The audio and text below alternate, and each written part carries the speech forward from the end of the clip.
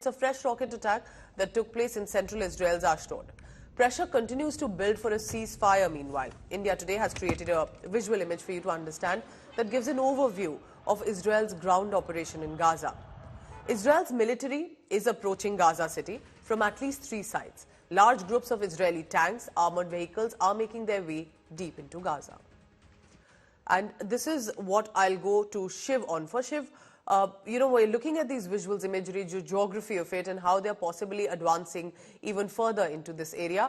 But because you're close to the Gaza border, and this is not about the illustrations but there firsthand, what does the Gaza border look like? Because that's mainly where the targeting has been, the offensive has been happening. What do the buildings look like? What is the condition on the ground? Well, we're right in the middle of, what looks like the beginning of another round of airstrikes. There have been 300 airstrikes since last night, and we're told that more airstrikes are going to happen. We're being buzzed overhead by aircraft. Aircraft are flying overhead to and from the Gaza Strip. So obviously those airstrikes are taking place in the distance, which is Gaza City. This is the northern end of Gaza, but in the distance, the first big, urban conglomeration city is, of course, Gaza City, and that's where much of the bombing is taking place right now. Remember, this ground operation is happening inch by inch, meter by meter. It's not happening at a kind of brutal, fast-paced, velocity of the kind that past invasions have taken place, because the appetite for the casualties is extremely low at this point of time, plus the hostage crisis hasn't been resolved just yet. Also, remember that the ground operation itself is hinged on how things really play out as far as the hostage crisis is concerned. So viable anti-tank and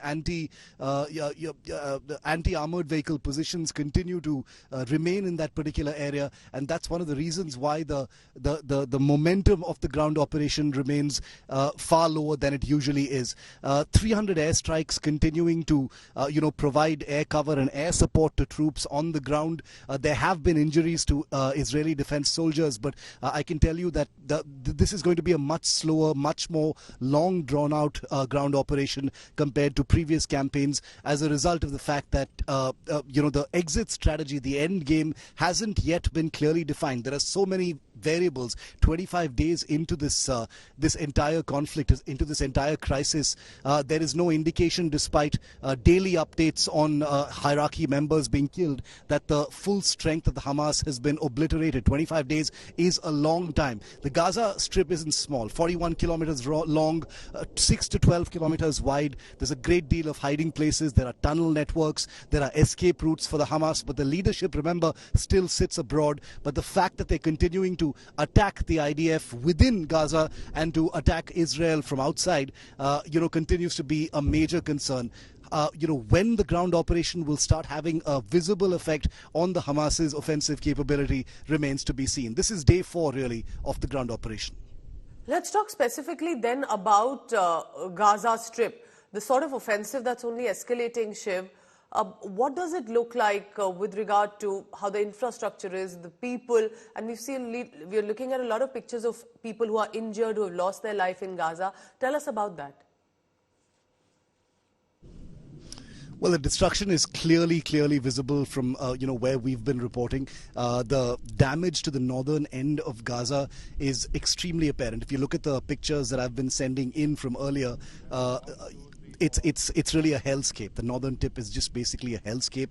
Both airstrikes as well as tank damage is very, very clearly visible even from this distance away. I'm reporting from about 2 kilometers away from the Gaza front, and the damage, the plumes of smoke, they are pretty much constant. The images coming in from inside Gaza are few and far between, because there's a complete internet knockoff. There are no communications coming in from the inside as well, and therefore it's difficult to assess precisely how much damage is coming in from different areas.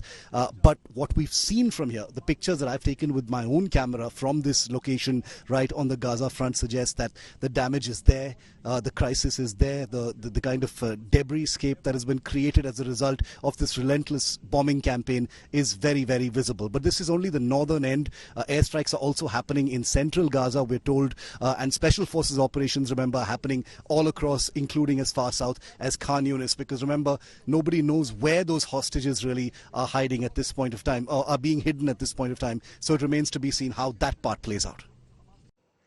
Israel-Hamas war, that means it's going to only continue, and it's terrible, tragic to see the kind of devastation we see in Gaza also that's taking place. Shiv, I appreciate you joining us for now. Thank you very much.